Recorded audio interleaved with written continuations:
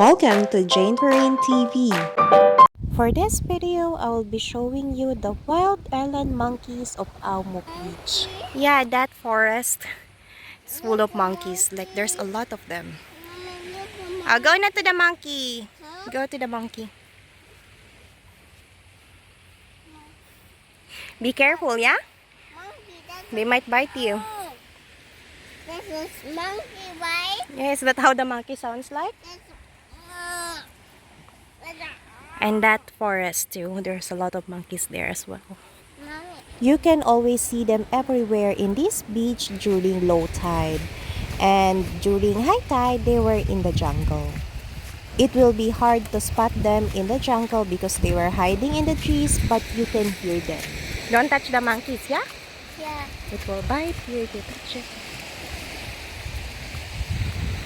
Monkey, eat the banana.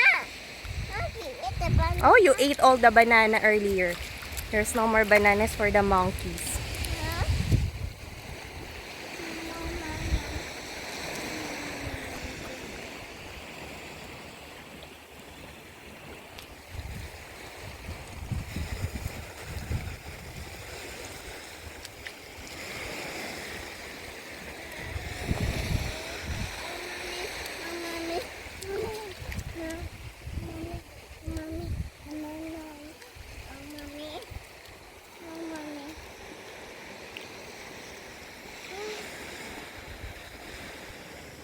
Monkey. Yeah. This one's monkeys. Ooh, ah, ah. Ah, ah.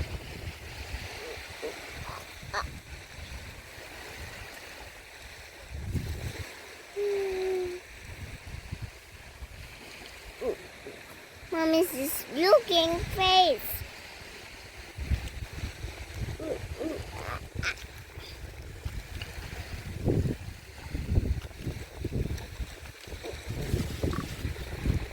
One the monkeys.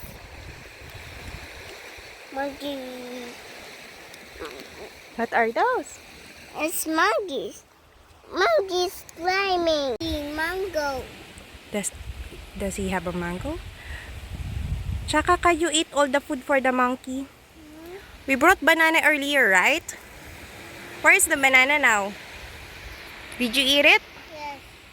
But it is important to keep a safe distance between you and the monkeys so they will not be scared away, and also to avoid any injuries or accidents for you and the monkey's safety.